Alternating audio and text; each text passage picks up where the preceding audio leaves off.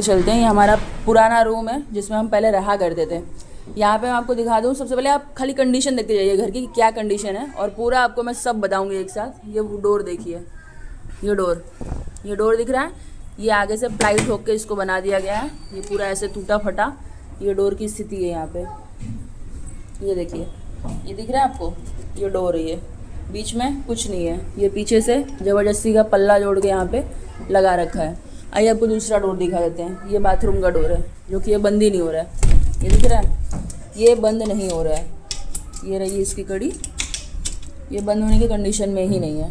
यहाँ पे आपको लादी दिखाते हैं, देखिए ये फूट गई है। ये देखिए, ये मोटर, ये दूसरे की मोटर है, ठीक है, क्योंकि हमारी मोटर जो थी लगी हुई थी उसको जला दिया। जलाने के निशान है, देखिए ये ब्लैक कलर में दिख रहा है, ये पूरा ये जले हुए के निशान है। ये मोटर यहाँ से जल गई, मोटर वो चेंज की गई, नई मोटर यहाँ पे लगी, और वो मोटर इन्होंने निकाल के लेके चले गए। हम जो है वो हमारी खुद के घर होने की वजह से दूसरे की मोटर लेके हम यूज़ कर रहे हैं।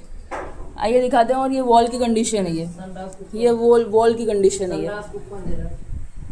इसके बाद यहाँ पे एसी दिखाते हैं आपको। यहाँ पे देखिए एसी लगी हुई थी, इसमें होल किया गया, एसी निकाल के ले गए। कलर कराने का कोई नाम नहीं। ये जो है ये एडजस्ट फैन, पता नहीं कौन से ज़माने का, बाबा आदम के ज़माने का यहाँ पे लगा दिया गया है, पता नहीं, वो काम नहीं कर रहा है। हमारा एडजस्ट फैन जो था वो न्यू था, लगा के दिया था। ये है टाँकी, 7 साल तक यूज़ किए इसको। इसमें पता ही नहीं चल रहा है अंदर से कि पानी है कहाँ तक, पता ही नहीं चल रहा है। क्यों? क्योंकि ये क्लीन नहीं की है 7 ईयर्स से। और रूम ओनर इधर देखो लेटा हुआ है, ये रूम ओनर है।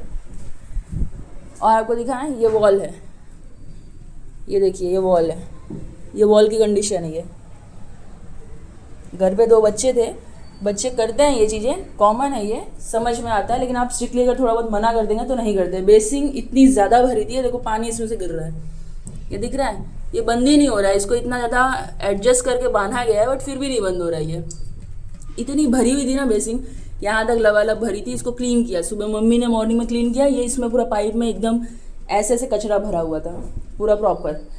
ये लादी वगैरह यहाँ पे फोड़ दी गई थी, ये लादी यहाँ पे तोड़ दी गई थी, ये सब लगाया गया। यहाँ पे पूरा कचरा कर दिया था।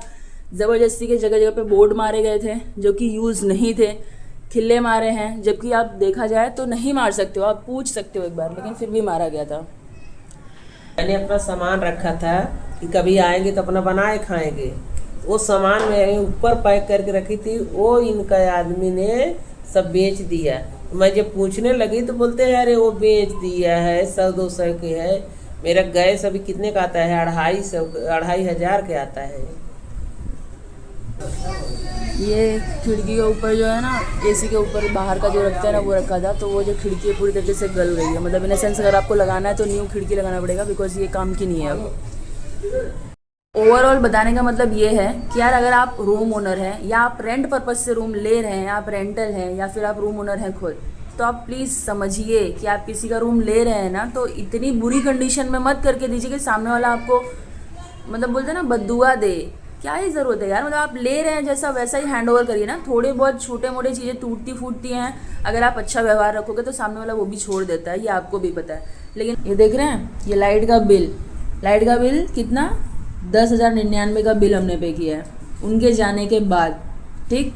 इसके बाद ये देखिए पानी का bill, water bill payment 2,467 rupees. भाई आप खुद सोचिए कि आप डिपॉजिट भी लेकर गए, आप रेंट भी नहीं दे के गए हैं 3 महीने का, उसके बाद आप रूम भी खाली करके अस्त व्यस्त तोड़ फोड़ के गए हैं, उसके बाद इनका जो बिल आया है वो भी हम पे करें। यानी 8 महीने का पानी का बिल नहीं भरा था, वो हमने पे किया यहाँ पे 2,500 के आसपास। और ये 10,000 का बिल, इलेक्ट्रिसिटी का बिल, वो भी पेमेंट नहीं किया गया था, वो भी हमने पे किया। अगर आप रूम ओनर हैं तो आप समझ सकते हैं कि नाइट में 12:30 से 1 o'clock को उन्होंने हिसाब करने के लिए बोला। मम्मी इलिटरेट है, उनको बोला कि अभी मेरे को हिसाब करने का, तुम्हारा जो बंदे को बुलाने का अभी बुलाओ, इसके बाद मैं खाली नहीं हूँ। यानी ये तरीका है कि आप रूम अगर किसी को 7 ईयर्स तक लगातार दे दिए तो आपके साथ ये होने वाला है। आप भी ये लिख के ले लीजिए।